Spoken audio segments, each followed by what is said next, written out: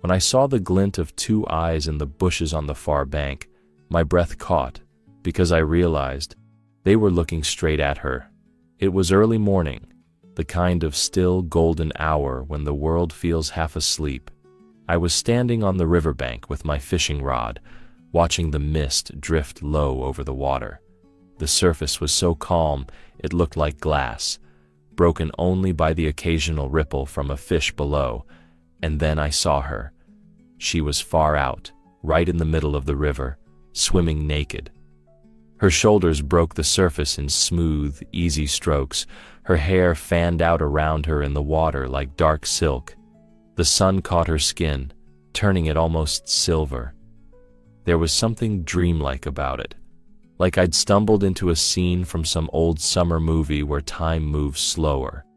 I was still watching her when something flickered in the bushes along the opposite bank, maybe 15 yards from where she was heading. At first, I thought it was just the sun catching on a drop of water clinging to a leaf, but then it flickered again, twice. That's when I realized it wasn't sunlight. It was eyes that didn't just reflect the light, they moved, slowly, deliberately, and then they blinked. A strange heaviness dropped into my stomach. These weren't the eyes of a deer or a fox.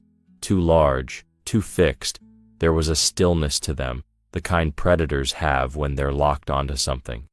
I squinted through the mist and started to make out a shape, the slope of a powerful shoulder, the thick line of muscle along the back, the low angle of the head. It was big. She kept swimming, oblivious. Those eyes never left her. And it hit me. This wasn't curiosity. This was focus, hunger. He was looking at her the way a predator looks at prey, and she had no idea he was even there. My heart started pounding so hard I could hear it in my ears. My fingers tightened around the rod until my knuckles turned white. My mind scrambled. Should I yell? Jump into the water? Would a sudden noise scare him away or make him charge? The thing in the bushes shifted, and for the first time, I saw the front paw step out onto the muddy edge of the bank. The paw was massive, heavy with muscle, the claws long and curved. Whatever this was, it was no stray dog. He moved like water, silent, fluid, deliberate. Every step forward was controlled, each muscle coiled with potential energy. I wanted to believe he wasn't interested in her, that maybe he was after a fish or a bird hiding in the reeds. I clung to that idea for dear life, but then I saw his tail. It lifted slowly, taut with tension. His head lowered just a fraction, and I felt a cold wave roll down my spine. He was stalking. The river was so quiet, I could hear a thin branch snap under his weight. She was maybe 30 feet from him now, just a few strokes from the shore, but she didn't see him. He crouched low, his body pressing into the ground, his gaze locked on her. His ears twitched forward. He stopped moving for a second, as if gauging the distance. She turned her head lazily, glancing toward the trees, but too high, looking at the canopy, not the ground. She still didn't see him, and in that tiny moment of stillness, I thought maybe he would just melt back into the brush, that this whole thing was just a near miss. But then, he stepped forward again. This time he didn't bother with cover. His shoulders rolled as he crept toward the water's edge, his back legs coiling like springs. His whole body had shifted from shadow to silhouette, and there was no mistaking it now. This was a predator preparing for the lunge. The air between us felt charged, like the moment before a lightning strike. Every instinct in me screamed to do something, to break this silent line between them. And yet I stood there, frozen, every sense locked on the sight of that beast stalking her, knowing that the next second could change everything. I thought he might turn back. I thought I might still have time. But he began to prowl toward the water. I didn't move. I didn't even breathe. Every nerve in my body screamed to do something.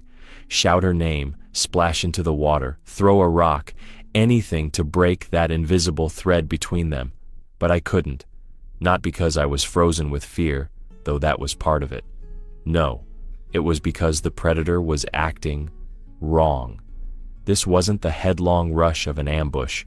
He didn't charge. He didn't even speed up. He moved in deliberate, almost lazy steps, like someone approaching a door they're in no hurry to open. It was the kind of walk you see when the outcome is already decided, like he knew there was no reason to rush. My skin prickled. Then, just a few yards from the water's edge, he stopped. The stillness that fell was so complete it pressed on my ears. His head tilted slightly to one side, the way a cat watches a bird, calculating. But then, impossibly, he eased back on his haunches and sat down. He just sat there, his tail curled loosely across the ground, twitching once every few seconds. His chest rose and fell in deep, steady breaths. Those eyes never left her, but there was no lunge, no snarl, no sudden burst forward. It made no sense. Predators don't wait like that, not when the prize is right in front of them.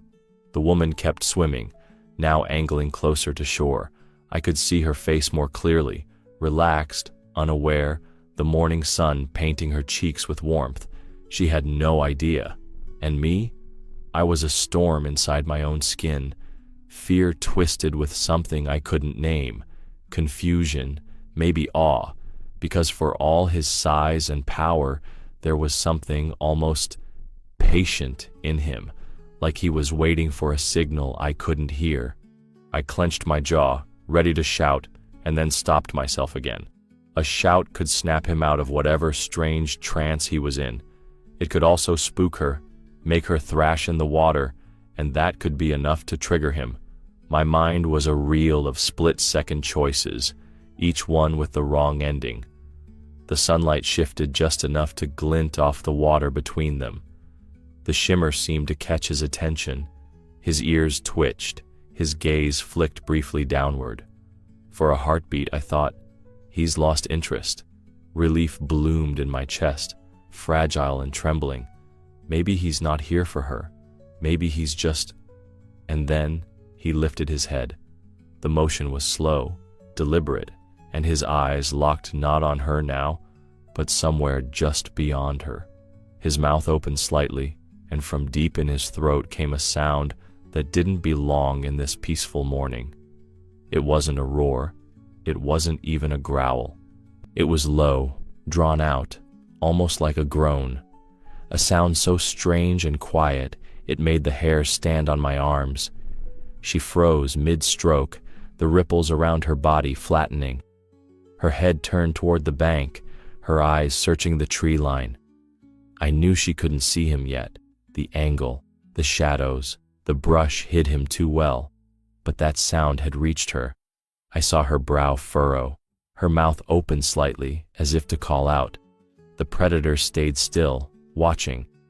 The sound hung in the air like a thread between them. I couldn't tell if it was a warning or something else entirely. My pulse hammered. The moment felt stretched, fragile, like one wrong move could shatter it into violence.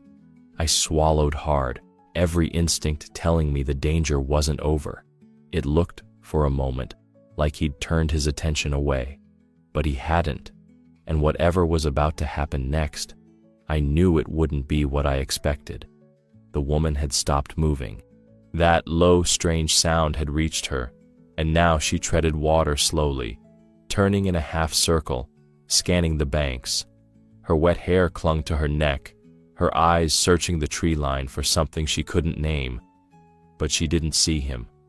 I could tell by the way her gaze passed right over his hiding place, too high, sweeping the leaves and branches, never settling on the shadow crouched just above the waterline. The predator didn't move toward her, not even an inch. Instead, something shifted in his focus. His ears swiveled, his head turned slightly, and he looked downstream. I followed his gaze and saw nothing at first, just more dense green, the kind of wall of foliage you get along an untouched riverbank. The water was calm there, darker in the shadow of overhanging branches. Then the brush quivered. It was small at first, just a twitch of leaves, a sound like someone dragging a hand through tall grass. Then, from the dimness between the trees, another shape emerged. My breath caught. It was another predator, but this one was smaller, younger maybe, lean in a way that didn't look natural. The ribs showed through the fur, the head held lower, almost timid, and as it stepped into the light, I saw it favor one leg. It limped. It moved with none of the grace or power of the first. This was an animal hurt, tired, maybe even starving. The big one on the bank didn't take his eyes off the newcomer. Something passed between them. Not a sound, not a gesture I could name, but something. I could feel it in the way they both froze, like they were reading each other without words. A thought slid into my mind, uninvited. They're together. Maybe not just together, connected. This wasn't some chance encounter of two predators in the same place. No, this was a parent and its young, or an older sibling guarding the other. The way the big one had stayed still, the way it hadn't rushed. It wasn't indecision. It was protection. I swallowed hard, my pulse in my ears. The woman was still drifting in place, her confusion visible even from here. She looked toward the downstream bank now, eyes narrowing at the movement in the shadows. The smaller predator kept its distance, watching the water. The limp made it slow, almost hesitant, and I could see its chest rise and fall faster than it should. The big one shifted slightly, a movement that felt less like aggression and more like reassurance, a presence saying, "I'm here, I've got you." And for the first time, I wasn't sure the danger in this moment was for her at all. It looked, just for a breath, like the big one had lost all interest in her. His head angled toward the younger one, his eyes softening, or at least losing that sharp, predatory edge. I even thought I saw him lean back a little, as though ready to retreat deeper into the bushes with the smaller one in tow. Relief flickered through me, quick and unsteady. Maybe this was all just bad timing. Maybe she was never the target. Maybe this morning would end without blood in the water. I thought he was done with her. But then, he turned his head. Slowly, purposefully, and his gaze went right back to her. She started moving toward the shore. Whatever uncertainty had touched her face before was gone now. She was smiling, actually laughing, tossing her hair back as she cut through the water with slow, confident strokes. She had no idea. The big predator on the bank stayed perfectly still, his attention still fixed on her. I could feel the knot in my chest tighten, my hands curled into fists. I couldn't stand it anymore. I opened my mouth, ready to shout, to call out, to tell her to stop, to get to the opposite bank. Anything. But before I could make a sound, he moved. Not forward, back. One slow step into the undergrowth, then another. His massive shoulders disappeared into shadow.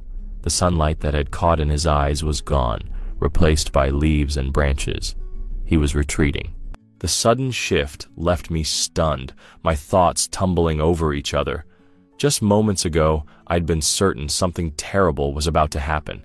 Now it looked like the moment had passed, like he'd decided it wasn't worth it after all. My chest loosened. I let out a long, shaky breath I didn't realize I'd been holding. She reached the shallows now, her feet finding the riverbed. She stood, the water glistening on her skin in the morning light. She waded toward the bank, still smiling, splashing herself playfully. It was over. I told myself that, over and over, like a mantra. And then, the bushes moved again. My eyes snapped to the spot where he'd vanished. Leaves shifted, and a shadow pushed through. The big one again. But something in him had changed. He wasn't gliding forward in that slow, measured way anymore. His head was higher, his ears pricked forward, his whole frame radiating alertness. This wasn't the calculated patience of a stalker.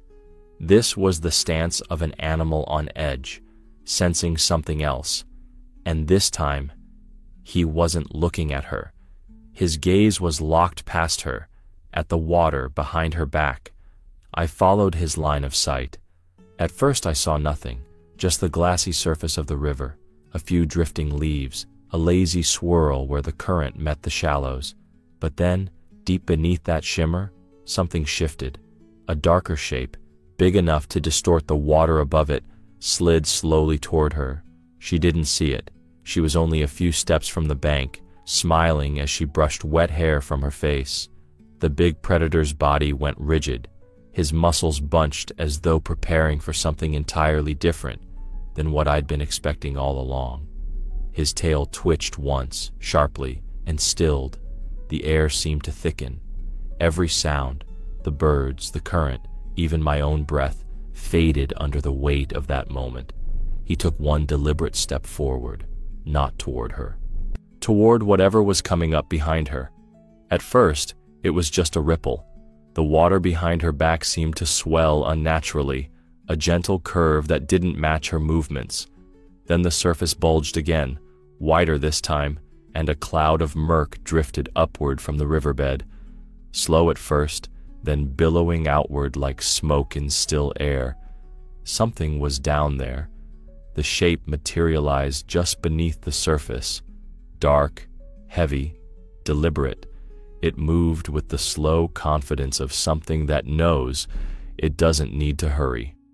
It was big enough that the water shifted around it in lazy swirls. She still didn't notice. She was only a few steps from the bank now, brushing her hair from her face, water glistening on her arms. The big predator on the shore had gone completely rigid. His body angled toward the shape in the water, every muscle drawn tight. He stepped forward, one paw sinking into the shallows, then another. The ripples from his movement reached her feet, and she glanced down briefly, but her eyes still didn't catch the dark shadow behind her. My pulse thudded in my throat. For all this time, I'd been sure he was hunting her. But now I could see it. He wasn't looking at prey, he was looking at a threat. His head lowered, his eyes locked on the moving shadow, his ears flattened. This wasn't the focus of a hunter ready to eat. This was the focus of a guardian preparing to strike. I realized my own breathing had stopped. The shadow behind her drew closer, the water breaking just enough to show a hint of shape, a long, powerful curve. For one heart-stopping moment, I thought it might be a snake, thick as a man's leg, or maybe something worse, something with teeth. The predator took another step forward. The water now reached halfway up his legs, but he didn't break eye contact with the shape. His tail twitched once, then stilled. She turned her head toward him finally, and for the first time, she saw him. Her body stiffened, her eyes going wide. She froze completely, and I could see the calculation in her face. Stay still or run. I wanted to shout, to tell her it wasn't her he was after, but I knew she wouldn't believe me. The shadow surged closer. The predator moved. Fast now, water spraying from his steps, and in that instant, I was certain he was going for her. My stomach dropped. All this time, I'd been wrong, and now she was only feet from his claws. I braced myself for the sight of him slamming into her, dragging her under, but he didn't. He passed her. A burst of water erupted as he lunged past her, a wall of muscle and fur crashing toward the dark shape. She twisted in the water, gasping as he struck directly into the path of whatever had been trailing her. The surface exploded into chaos, waves, foam, a low, guttural roar that seemed to shake the air. And I realized, in that dizzy, surreal moment, he'd never been hunting her at all. The water erupted around him. He hit the surface like a boulder, sending a wall of spray arching into the air. The sound was so loud it cracked the fragile quiet of the river, a deep, wet whump followed by the violent slap of water. The woman screamed. She twisted in the shallows, instinct taking over, and began thrashing toward the bank with frantic strokes. Her laughter from seconds earlier was gone. Now there was only raw panic in her voice as she gulped for air between splashes. But the predator wasn't following her. If your heart's pounding right now, you understand. Subscribe to this channel. Here, we tell the real stories nature keeps hidden. In the chaos of churning water, I caught flashes of his massive body surging forward, not at her, but at the dark shape just beneath the surface. The shadow reacted instantly, twisting away in the current, but not fast enough. The predator's roar rolled across the water, low and guttural, vibrating in my chest. It wasn't the sound of hunger. It was the sound of warning, of rage. He slammed into the shape, and for a split second, the water between them rose like a swell. The murk swirled violently, turning the clear shallows into a storm of bubbles and silt. The shadow shuddered, veering away from the woman. He was pushing it off her path. I could hardly process what I was seeing. My mind kept tripping over the same impossible truth. He wasn't trying to kill her. He was protecting her. The woman, still gasping, stumbled onto the bank. She collapsed to her knees in the mud, coughing hard, her shoulders trembling. She kept her eyes on the water, bracing for him to come charging out after her. But he didn't. Instead, the predator stayed in the shallows, standing between her and whatever had been following her. The muscles in his back rippled as he planted himself firmly, his head lowered toward the water. Every line of his body was a barrier. The shadow lingered for a moment, its shape flickering beneath the surface, then slid away, deeper into the river. The water slowly began to settle, the ripples stretching out like the last breath of a storm. The woman looked at me then, just for a moment, her expression a mixture of disbelief and terror. I couldn't speak.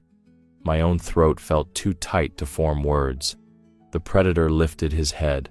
Water streamed from his fur in heavy sheets, dripping back into the river. His breathing was deep but steady.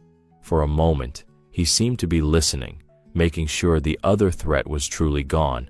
And then, he turned, not toward the retreating shape, toward me. Those eyes, the same ones I'd first seen glinting from the bushes, locked onto mine. And in that instant, the air around me seemed to thicken again. I thought he might be done, that he'd slip back into the trees without a sound, vanishing the way wild things do. But he didn't. He stood there, still in the shallows, his gaze fixed on me, as if weighing something. He moved toward the shore with deliberate, heavy steps, water streaming off his fur in long ribbons. Each paw sank into the soft mud with a deep, sucking sound before lifting free again. The woman was already on the bank, wrapped in a towel she must have pulled from her bag. She stood a few yards away from me, her body trembling, her eyes wide and fixed on him. Her damp hair clung to her shoulders, and every few seconds her gaze darted between the trees, searching for an escape route, as if she still couldn't believe she was safe. He stopped several feet from dry ground, the water lapping against his legs. His head was high, his ears relaxed, and his breathing had slowed. There was no snarl curling his lips, no flash of teeth. Instead, there was something else. His eyes were still locked on me, unblinking, but the intensity I'd seen before had changed. The sharp hunting edge was gone. In its place was a strange weariness, as though the weight of the morning had taken something from him. And behind that, something almost like a warning. He looked at me like I was one of his own, not prey, not threat, just another being who had seen what he'd done, who understood. The woman clutched her towel tighter and took a half step backward, her bare feet sinking into the wet sand. I didn't move. I couldn't. The silence between us stretched, thick and heavy, broken only by the soft slap of water against his legs. I had the insane thought that if I reached out, I could touch him, that he would let me. But something told me that wasn't why he stood there.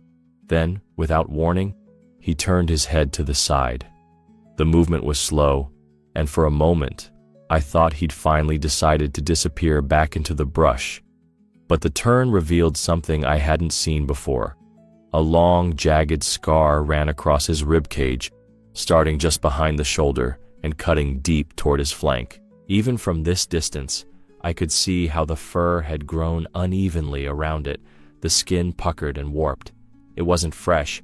This was an old wound, and I knew what had made it. I'd seen marks like that before, on animals caught in illegal traps out in the backcountry. Steel jaws, rusted and unforgiving.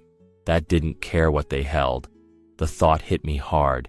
He'd been caught once, hurt, by people, and yet here he was, standing between one of us and whatever had been in that water.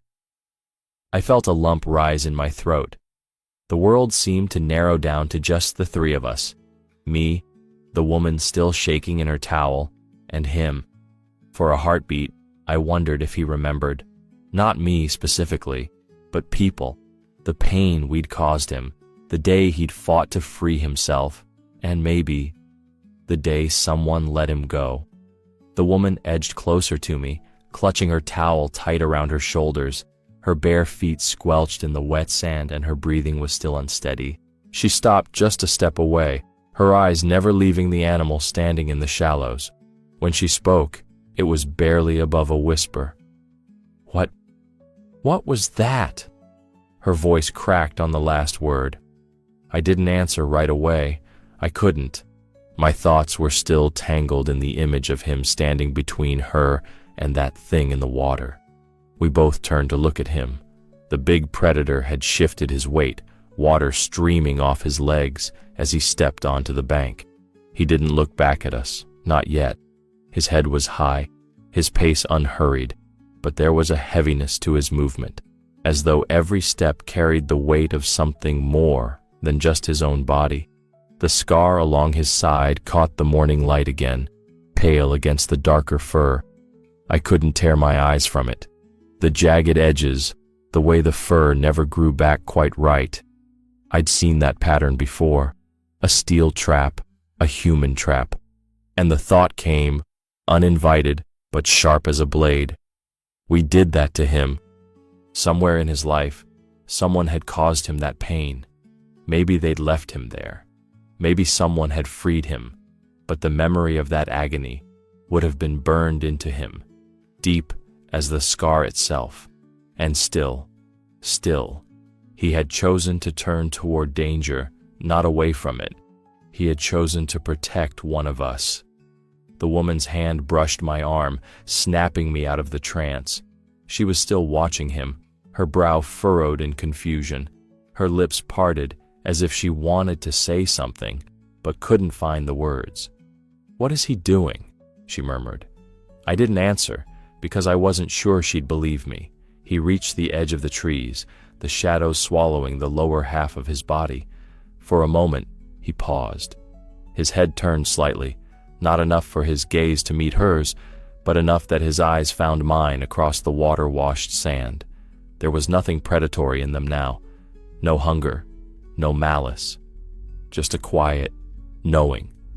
And I felt it, not in my head, but somewhere deeper. Nature had just shown me it could be wiser and kinder than we are.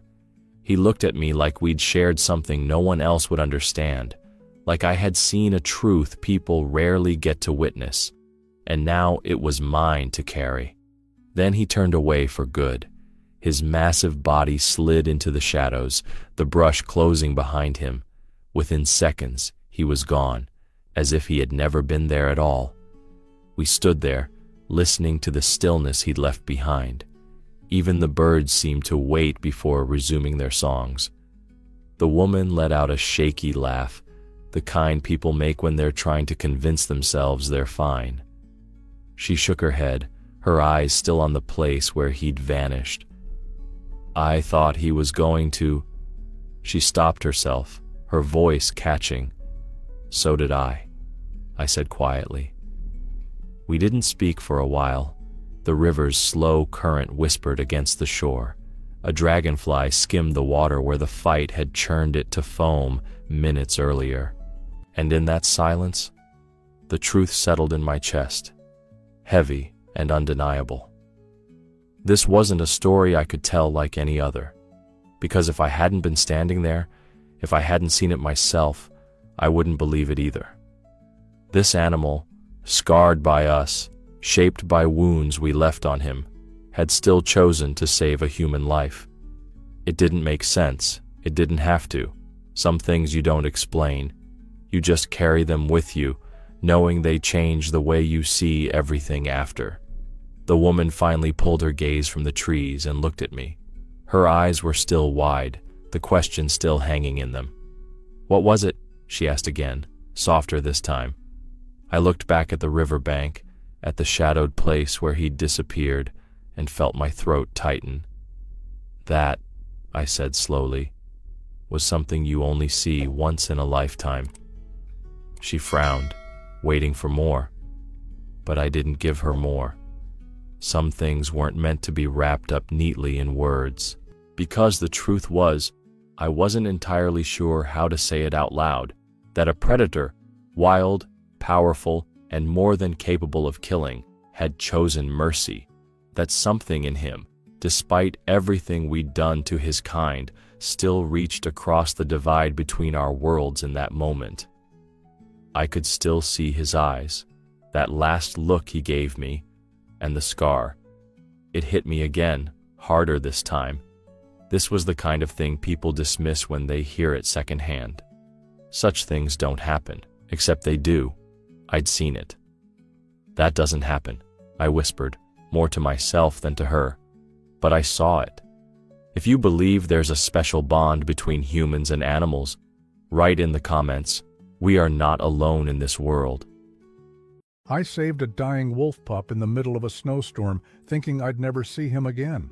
But a year later, his entire pack came to my doorstep, and what they did still makes my hands shake. You won't believe how far gratitude can travel through the wild. When I heard the howl outside my window, my breath caught, because I knew it wasn't an accident.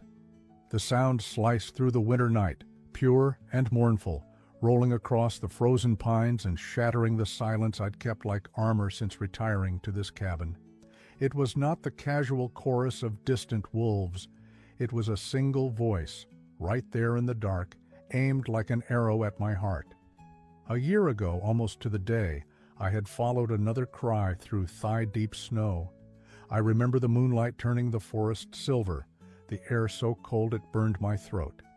I thought I'd find a wounded deer, maybe finish its suffering. Instead, curled in a hollow of drifted needles, I found a wolf pup no larger than a farmhouse cat, his fur stiff with ice, his breath a frail plume. One eye was glued shut, the other flickered on me in quiet panic, as if already weighing whether a human could be trusted with his last minutes.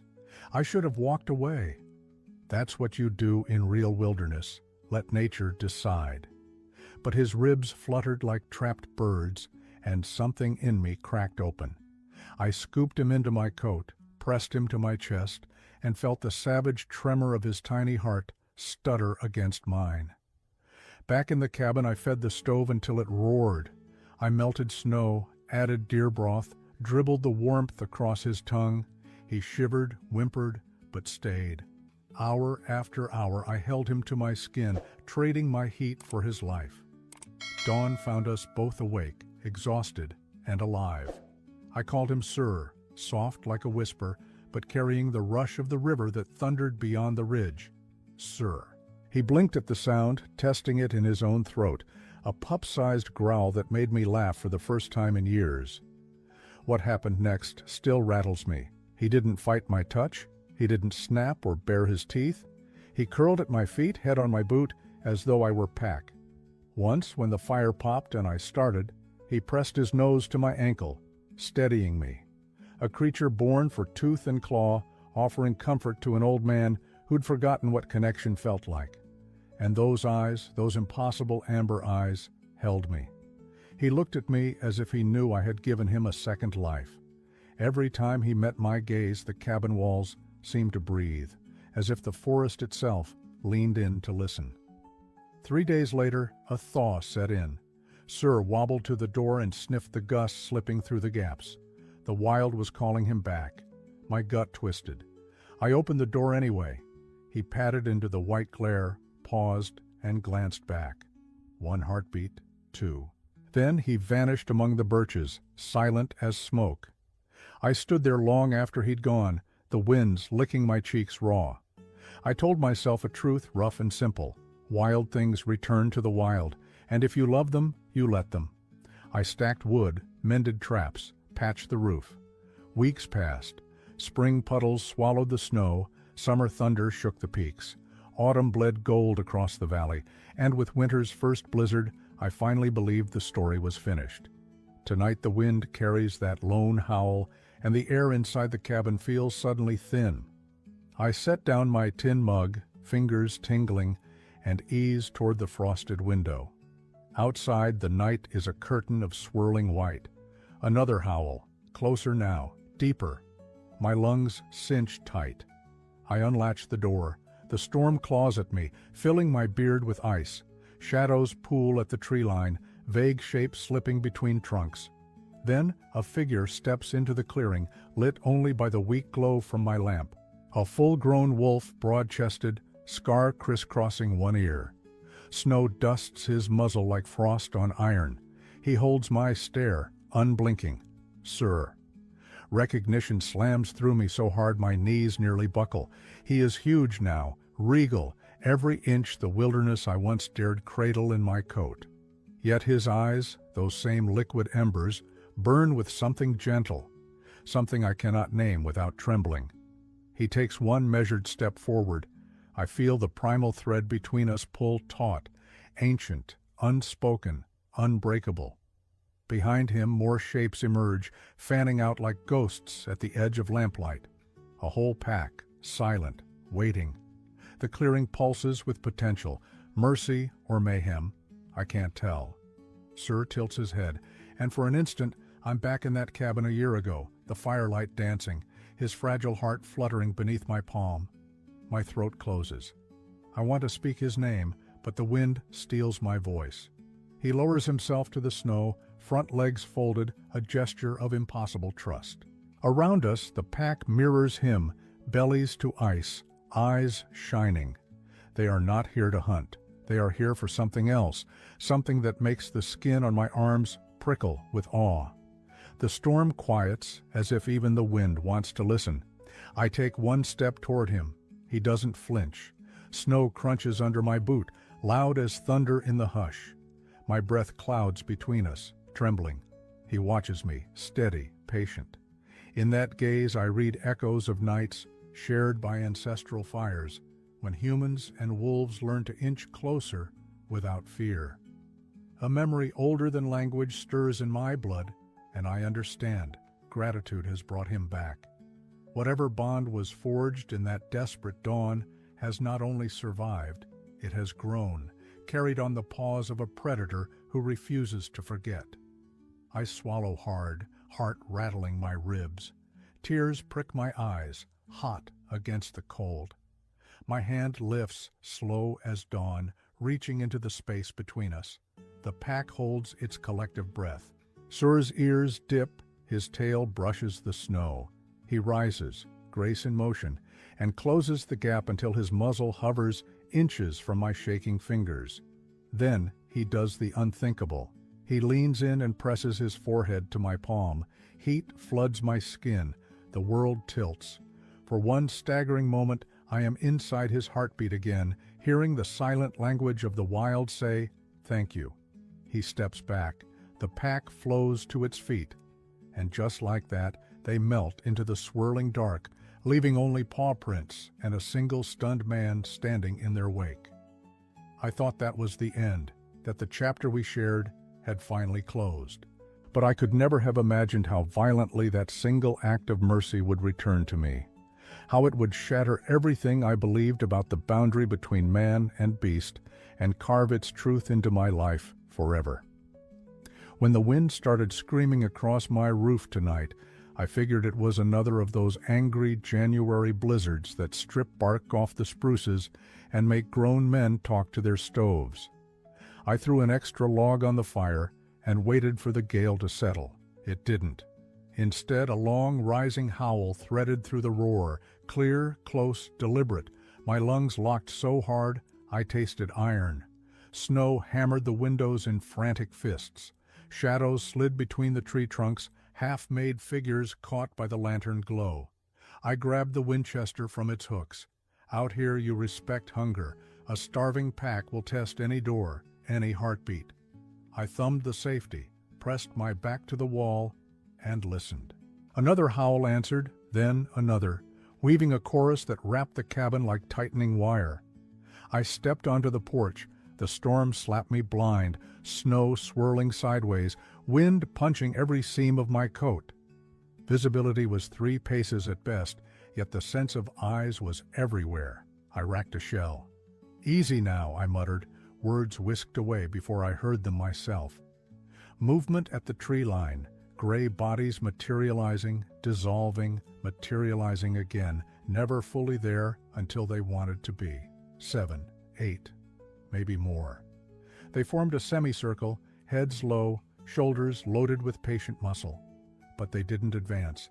They simply stood, as though the night itself had arranged them into an audience, and I was the lone actor who'd forgotten his lines. My knuckles went numb against the stock. Wolves do not hesitate when hunger drives them, yet these moved like soldiers, waiting on a signal. I aimed into the snow just wide of the led animal, finger tense, every instinct shouting, "Warn them!" But something colder than the wind told me to hold. The furthest right shape eased forward, 1 step, snow to the knee, silent as falling ash. Then another. The others stayed rooted, as if a wire ran through them. The advancing wolf lifted his head. A gust parted the curtain of white for an instant, and a lantern beam caught his eyes, gold, familiar, impossibly calm. When I saw those eyes, my hands trembled. It was him, my Sir. The rifle sagged. A year in the wild had poured iron into his frame. He moved like river current, thick and unstoppable. But his gaze was the same ember that had once watched me spoon broth into a mouth too small for hope. He halted 5 feet from the porch, letting the wind cover him in crystals until he looked carved from the storm itself.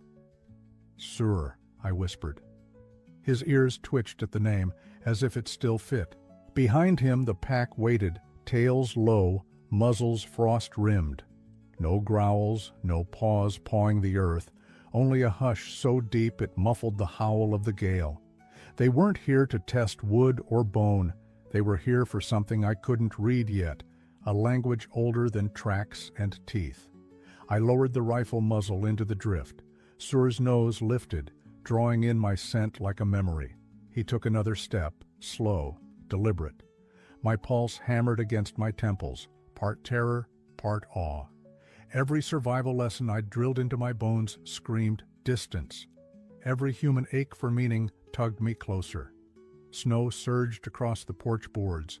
He reached the first step, sat, and looked up at me the way he had looked from my boot that first night, steady, searching, unafraid. The pack adjusted but didn't break formation. I realized they mirrored me, facing their point wolf in a half-circle of suspense. A flake melted on Sur's lashes. He blinked, and I saw it. Not hunger, not challenge, but intent. Purpose so clear it felt like words inside my head. "We remember." My throat closed. I wanted to step down, to bridge the last sliver of space, and press my palm to that familiar brow, but cold common sense glued my boots. The wind shifted. Sur's ears flicked. He turned halfway, a silent order rippling through fur and muscle. The pack pivoted as one body, snow flying from tails, and began to fade back into the timber.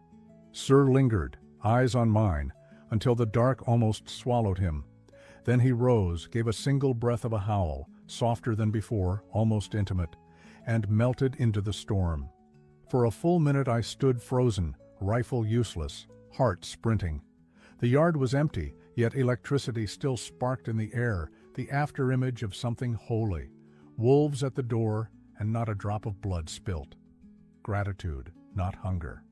A message delivered, though I could barely grasp its shape.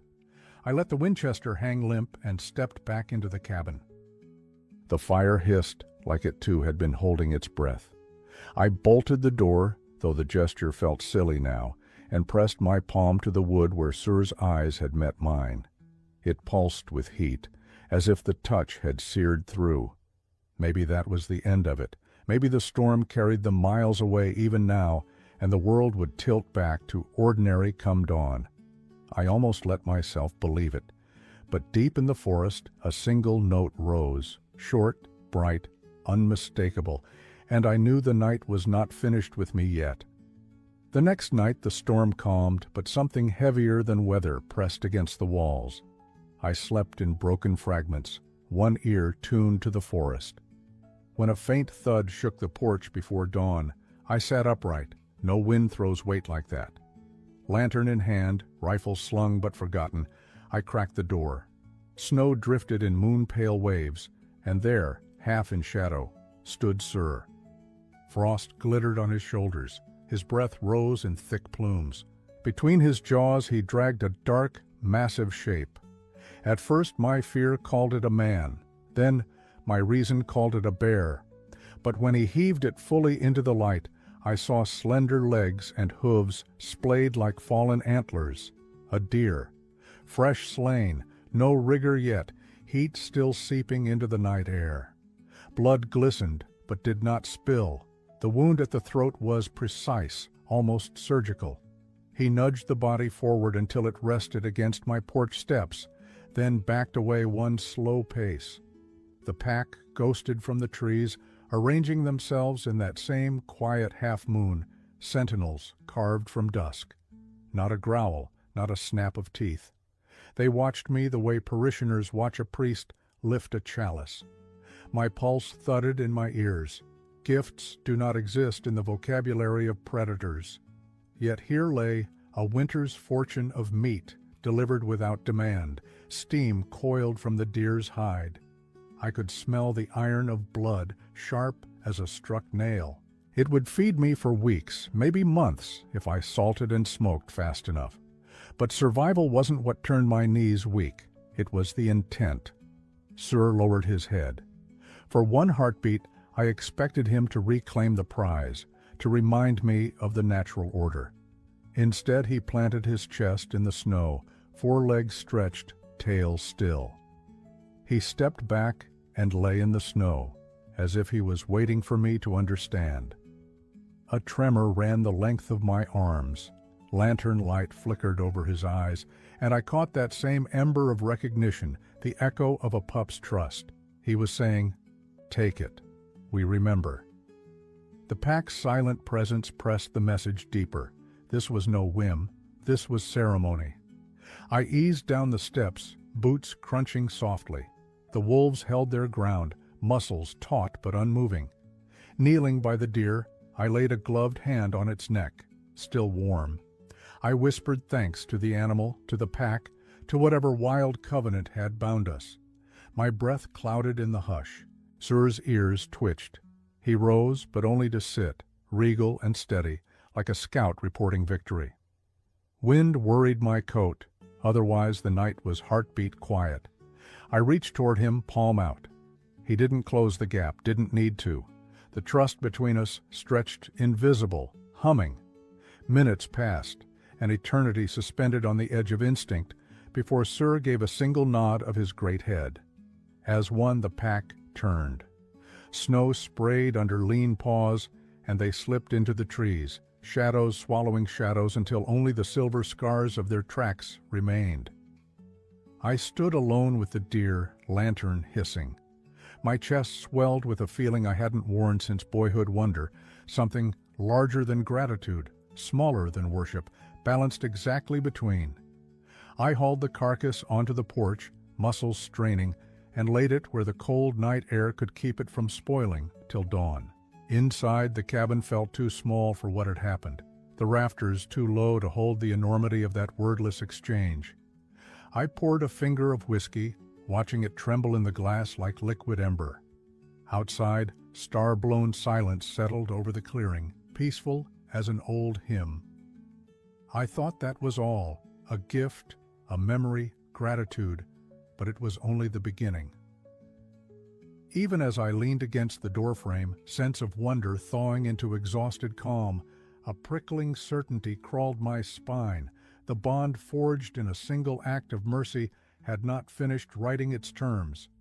Somewhere beyond the tree line, paws were still moving, plans older than fire still unfolding, and I, an aging hermit with shaking hands and a brimming heart, had just been invited deeper into a story the wild was not done telling. The deer was still hanging in salted quarters when dusk fell the next day, but the clearing felt emptied of breath, as though the very snow missed the weight of paws. Not a single track marred the yard. Wind had combed it clean. I almost convinced myself the night before was a fevered dream spun from cabin fever and too much whiskey. Almost. Because after moonrise the howling began again. It started low, distant rolls that shivered the window glass, then resolved into that same solitary voice that knew my name without speaking it. My chest tightened.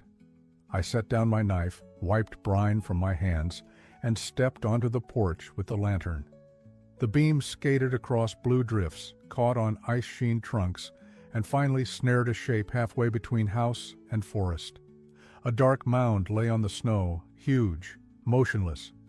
My breath fogged the glass chimney as I inched closer.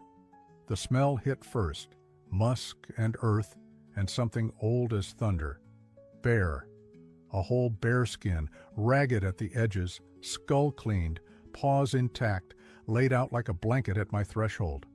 I stared so hard my vision blurred. Someone, no, something, had stripped this grizzly clean and carried the hide miles through waist-deep powder only to set it here, perfect as an altar cloth. Behind the hide, wolves emerged one by one, fanning into that quiet semicircle. Sur led them, head high, nose wet with starlight. The wind worried the long guard hairs on his shoulders, but he held steady, waiting. My knees shook so badly I gripped the doorframe. They were bringing me gifts as if I were something more than a man. I knelt, heart banging. The bearskin's claws gleamed dull silver. The scent of cedar smoke still clung to the fur. This Bruin had wintered close. A trophy any hunter would mount, yet here it was, surrendered without claws. Sur chuffed once, soft. The pack's eyes glittered like embers caught in frost. I understood. They had paid their debt in meat. Now they brought tribute in danger conquered, protection offered back to its giver. My throat burned. I rose, crossed to the meat pole, and carved 2 heavy strips of venison. Hands trembling, I laid them on the snow midway between porch and wolves, then stepped back, palms open. My pulse roared in my ears. Every survival rule said, never feed predators. But trust had already broken those walls. For a breath, the wolves held still.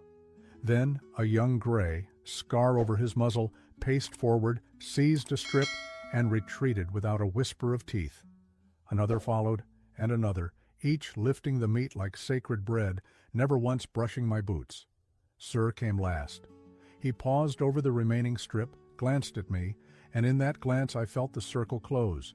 Gift for gift, life for life. He took the venison, wheeled, and padded to the line of trees. The pack melted after him, silent ripples fading into black pine. I exhaled so long my ribs ached. The yard lay deserted again, but awe hummed in every shadow. I dragged the bearskin onto the porch, fingers sinking into coarse fur, and spread it before the door like a sentry. The claws clicked on the boards, a warning to anything that meant harm, a promise to anything that meant grace. Inside, the cabin smelled of iron and spruce sap. I added a log to the stove, watched sparks spiral. My hands still quivered, not from cold, but from the reverence of being chosen for a covenant I hadn't known existed. If it had happened only once, I could have called it coincidence. A hungry winter, a lucky kill, an animal's odd whim. But twice? 2 nights, 2 offerings, each heavier with meaning than the last. This was no accident. It was a language, patient and relentless, carving itself into my days. The wild was speaking, and I was only beginning to learn the alphabet. I rolled the bearskin tight, set it by the hearth, and sat listening to the hush pressed against the windows. Somewhere beyond those panes paws tread snow with purpose only they understood. And somewhere inside my chest, an echo answered, ready, terrified, and aching for whatever message tomorrow night might deliver. I barely slept the following 24 hours. Every creak of the rafters, every moan of the wind, felt like paws returning. By dusk, I'd paced trenches in the cabin floorboards and reheated coffee I never drank. The bearskin lay by the hearth like a silent oath, its dark eye sockets trained on the door. Snow began to fall again, soft this time, lazy spirals beneath a bruised sky. I stepped onto the porch, lantern raised, and waited. The hush was so deep I could hear my pulse rattling the globe glass. Then, as midnight tipped, shadows rippled at the tree line and resolved into wolf shapes gliding over the drifts. Third visit. They spread out in the familiar half-moon, but tonight, no deer dragged behind them, no shaggy hide. Empty-mouthed, they looked almost casual, yet the air thrummed with purpose. Sir moved ahead, fur haloed with snow dust, and this time he did not stop 10 paces out. He came all the way to the bottom step, close enough that I could see frost crystallized on his whiskers. Something small glinted between his teeth. My fingers tightened on the porch post. A bone? A shard of antler? He lifted his muzzle, met my eyes, and eased the object onto the top plank with delicate precision. Then he took one step back and sank into the snow, forelegs stretched, amber gaze steady. I knelt, breath trembling white. The thing lay half buried in powder, dull metal winking like a tiny coin. I brushed snow aside, and recognition hit so hard my vision splintered. A brass hunting button, embossed with an old-style stag's head, worn smooth by years of campfire heat, exactly the kind that once lined my winter coat. I'd lost one during that frantic night a year ago, kneeling in the drift while Sir's pup body spasmed against the cold. I'd never found it, figured it swallowed by spring melt or a magpie's nest. Yet here it was, delivered by the very life I had rescued. He laid it at my feet and just watched. Tears ran down my cheeks. Not the hot tears of pain, but the stunned, helpless kind that come when the world proves it remembers more than you dared hope. The button weighed less than a feather, but it carried every shiver, every whispered prayer from that night in my cabin when death and life wrestled on my hearth. Wind combed Sir's fur. His ears flicked, but he held the pose, waiting for me to see the whole of it. Wolves don't hoard trinkets. They don't track lost things through seasons.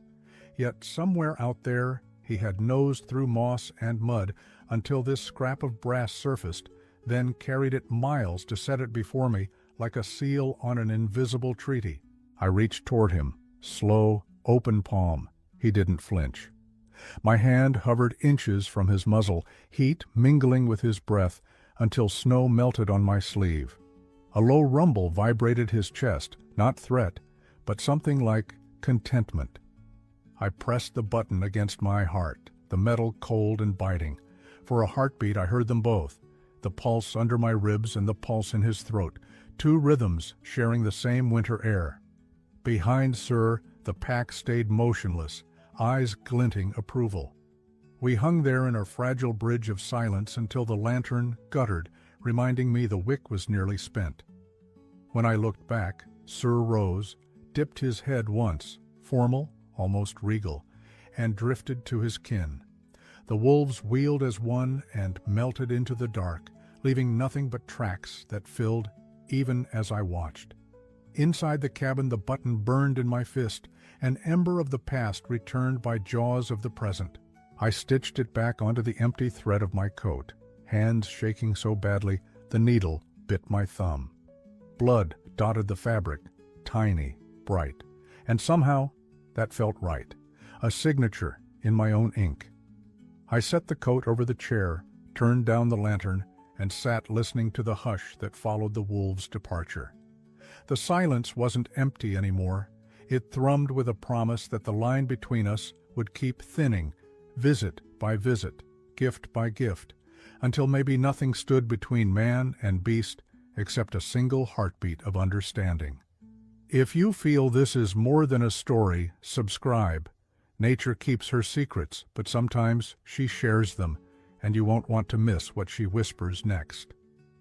I woke to a hush so absolute it felt manufactured, as if the forest had cupped its hands around my cabin and told every creature to hold its breath. Dawn had not yet cracked, but the snow outside shimmered faint blue, bright enough to reveal movement. I shrugged into my coat, slid the button Sir had returned tight between my fingers, and stepped onto the porch. No rifle, no lantern, nothing between my heartbeat and the cold. They were already there. Wolves, more than I'd ever counted, surrounded the cabin in a wide ring, bodies low, heads bowed, paws placed with ceremonial care. Moonlight caught their backs like a crown of ice. They moved counterclockwise, silent, deliberate, as if tracing an invisible circle of salt to bind spirit to earth. Each animal passed the front steps, eyes down, then continued the arc, never breaking pace, never lifting a snout. The sound was a faint swish of fur through powder, a slow sweep of devotion. Fear fluttered in my throat, old instinct warning that many predators moving as one can only mean ambush. Yet awe crashed over it in the same breath. Predators don't perform rituals. Rituals belong to minds that remember. And these wolves remembered everything. One by one they filed past, each leaving a single paw print clearer than a signature.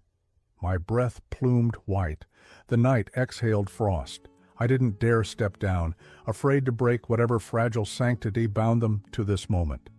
Instead, I pressed a hand flat to my sternum, feeling the brass button burn against skin. When the last wolf reached the far side of the clearing, the circle closed like a completed sentence. They halted. Snow settled on their backs, unshaken. A pause stretched. 10 heartbeats, maybe 20. Then the pack turned as one and began to flow toward the trees, their departure as fluid as their arrival, silence knitting itself back together behind them. All except one. Sir stood halfway between porch and forest, tail low, ears canted forward, gaze fixed on me. He neither advanced nor retreated, just watched. The distance was close enough that I could see the gentle ripple of his breathing, the tiny quiver in his whiskers. My chest tightened. I took a tentative step off the porch, boots sighing into soft drifts. Another step. He didn't move. 2 strides away now, close enough to feel the heat bleeding from his body into the frigid air. The moon caught the faint scar on his ear, a white line etched by survival. My hand lifted, palm outward. He lowered his head, but not in submission, more like acknowledgement, a calm acceptance that we occupied this sliver of night together by deliberate choice. Fear throbbed in me, raw knowledge that a single snap of that powerful jaw could break bone, but reverence rose with equal force. 2 opposing currents collided, sending shivers skittering up my spine. I swallowed, unsure which tide would win. Sir's ears flicked back at some distant rustle, his pack waiting beyond sight. For a breath he looked torn, front paw lifting as if to follow. Then he planted it, turned his eyes on me one last time, and in those golden depths I read a sentence older than language. Remember. Without a sound he pivoted, loped toward the tree line, and disappeared into the birches. Snow shook loose from branches in a hushed applause. The clearing emptied, the hush dissolving into ordinary winter night. I stood alone under the paling moon, knees weak, lungs burning with the cold and with something hotter, gratitude so fierce it almost hurt. Around the cabin the perfect circle of paw prints glowed, a ring of stories stamped into snow that would not last past the next wind and yet would outlive me all the same. Back inside, I leaned against the closed door, letting my pulse slow, letting the stove's heat lick sensation back into fingers. My coat felt heavier now, as if the single returned button anchored the whole garment to a different reality. I traced its cool surface, remembering the tiny jaws that once clamped it tight, the trembling heart I had held to my own. I thought that was the end, a farewell, a benediction, a closing of the wild's ledger, but I was wrong. A week slid by in white silence. I chopped wood, salted the last of the venison, tried to stitch my nerves back together. By day 3 I felt steady enough to hike the south ridge for fresh snares. Fresh powder lay smooth as parchment, but halfway up the trail I noticed twin sets of paw prints ghosting my boot tracks. Wolf, full grown, pacing my stride but never crossing it. I knelt, pressed a glove into one print. The edges were crisp, minutes old. When I rose, a hush settled over the trees as if someone had set down a glass bell. The next morning, the same thing. My outbound prints followed by theirs, always one pace to the left, one pace behind. Day after day, the pattern repeated. They never approached, never showed a whisker, but the message felt loud as a shout, "We are here." At night, when the stove snapped and the wind moaned, I pictured gray sentinels drifting along the timberline, matching my heartbeat to their silent patrol. On the 5th day, I strapped on snowshoes and cut deeper than usual, hunting rabbit sign near a frozen creek. The sky was a dull pewter bowl, snow shadows long and blue. That's when the woods went dead quiet. No chickadee, no pine squirrel chatter, just a hush thick enough to smother breath. My skin crawled. I pivoted, and a young black bear shouldered out from behind a spruce less than 20 feet away. A spring cub grown reckless over winter, ribs showing under a mangy coat, hunger glowing hot in its eyes. It huffed, jaw popping, and lunged a half step. I raised my arms, shouted, tried to look bigger, but my voice hit the stillness like a dull axe.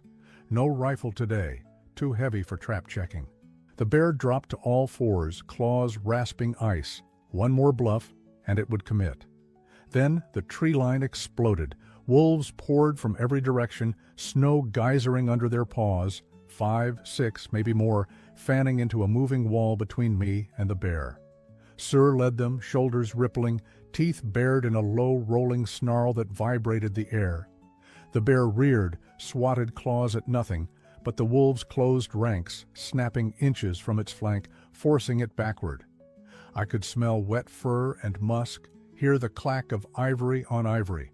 The bear's bravado bled out fast. It wheeled, crashed through alder scrub, and thundered up the slope, showering bark in its wake.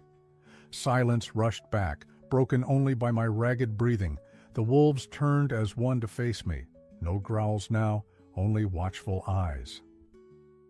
They had been guarding me. They knew I was one of theirs. The realization struck so hard, my legs nearly folded. Sur padded forward, stopped just out of arm's reach, and looked at me the way a trail partner checks for injury, steady, unblinking, waiting for a sign. I managed a shaky nod. His ears flicked, satisfied. With a soft woof he spun, and the pack melted into the trees, snow settling behind them like a closing curtain. I sank to my knees, palms buried in the cold, lungs burning with a cocktail of terror and reverence. For minutes, I just listened, to nothing, to everything. Somewhere far off, a jay screamed, life seeped back into the forest, and I understood the prints that had mirrored my steps all week. An escort, a shield I hadn't earned, yet somehow possessed. Back at the cabin I hung my coat, the brass button warm against my heartbeat, and replayed the scene 1,000 times. Each memory loop tightened the bond until it felt woven into bone. The wild had wrapped a circle around me, paws instead of fences, and within that circle, I was safer than any hunter's bullet could promise. If your heart is racing right now, you understand. Subscribe. Nature is still speaking, and the next whisper might change everything. Spring announced itself the way it always does out here, quiet at first. A loosening drip under the eaves, a darker stain along the southern flank of every spruce, the faintest scent of thawed earth rising through crusted snow. I patched traps, mended fence posts, and tried to live my life as though it hadn't been repurposed by wolves. But every melt crack in the ice, every distant snap of branches, still reached me as a language I was learning to speak. When the sun finally stood higher than the ridge at noon, I felt a tug as unmistakable as hunger. The ravine, the place where a year and some months ago I'd knelt in wet needles and pressed a dying pup to my chest. I strapped on snowshoes, there was still 2 feet of brittle white in the shade, and set out before dawn, following the creek upstream, breath turning to pure silver in the chill. The forest had changed coats, conifers slick with meltwater, alders showing fragile buds like pinpricks of green flame. Yet the path knew me. I reached the ravine by mid-morning, sunlight spilling over the lip in molten sheets. My shadow lay long on the drifted floor, pointing to the exact hollow where Sir had shivered out his first night of second life. And there, right where his ribs once pressed against frozen earth, lay a single bone. Worn gray by seasons, polished smooth at both ends, it resembled a flute carved by ancient hands. Not scavenged, not scattered, but placed, aligned north-south halfway between moss and air, as deliberate as a signature. I crouched, heart thumping. Wolf femur. Too thick for a deer, too pristine for a leftover kill. If time could write a letter, this was its pen laid on the page.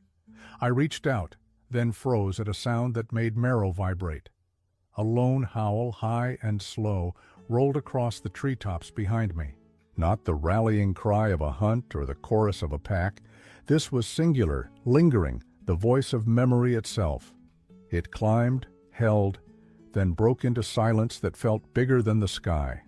I turned but saw only trees, their black trunks striped with snowmelt. No flicker of gray fur, no flash of amber eyes, just the echo reverberating inside my chest. I eased down to sit beside the bone. Black soil peaked where my weight collapsed the crust, the scent of thaw sharp and living.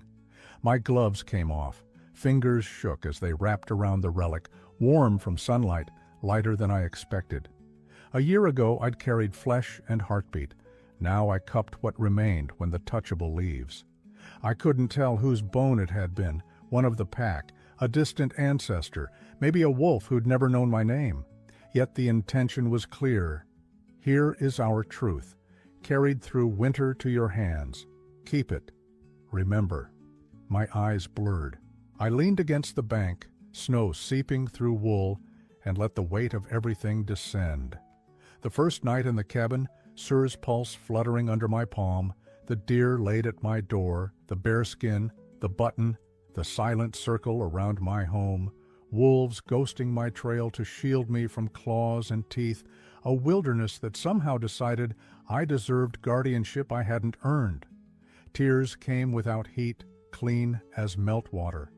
They ran into my beard and froze at the edges, tiny prisms on gray hair. I wasn't weeping for sorrow. I was weeping for the impossible arithmetic of kindness, for the notion that a mercy given once can ripple, gathering momentum until the world itself bends differently around you. Snowmelt trickled somewhere beneath the crust, the forest breathing in a cadence older than language. I don't know how long I sat. The sun climbed, shadows shrank. The bone grew warm enough to feel like living flesh. At last I tucked it inside my coat, right against the brass buttons Sir had returned, letting them touch, metal and bone, memory and promise, stitched now to the beat of my heart. Silence lingered, but it had changed timbre, no longer empty, but resonant. The hush after a choir finishes its last note. I rose, brushed slush from my knees, and looked back across the ravine one final time. No movement, no eyes in the brush. Yet I felt watched, not with hunger, but with a patience that trusted me to understand.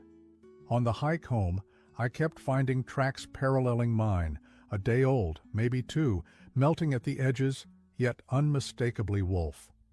Each time the trail veered into thicker trees, the prints mirrored my choice, as though an unseen compass aligned us. I didn't quicken my pace. I didn't raise my guard. The forest and I were moving in the same pulse now.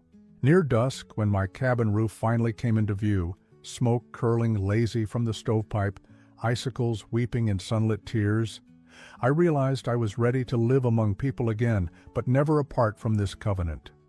The bone would stay on my mantle, the button stitched permanent, the bearskin at the door. And when the night winds carried howls across the valley, I would answer in the only way a man can, by remembering. I stepped onto the porch, opened the door, and the warm breath of cedar and iron welcomed me home. Inside, I set the bone on the mantelpiece, its pale curve glowing in firelight like a crescent moon. It looked right there, equal parts relic and promise. My throat tightened once more, but I managed a shaky smile. I had been the witness. Now I was also the keeper. If you too have met wonder in the wild, write it below. Let the world know it still happens. If you also believe animals remember kindness, type animals remember good.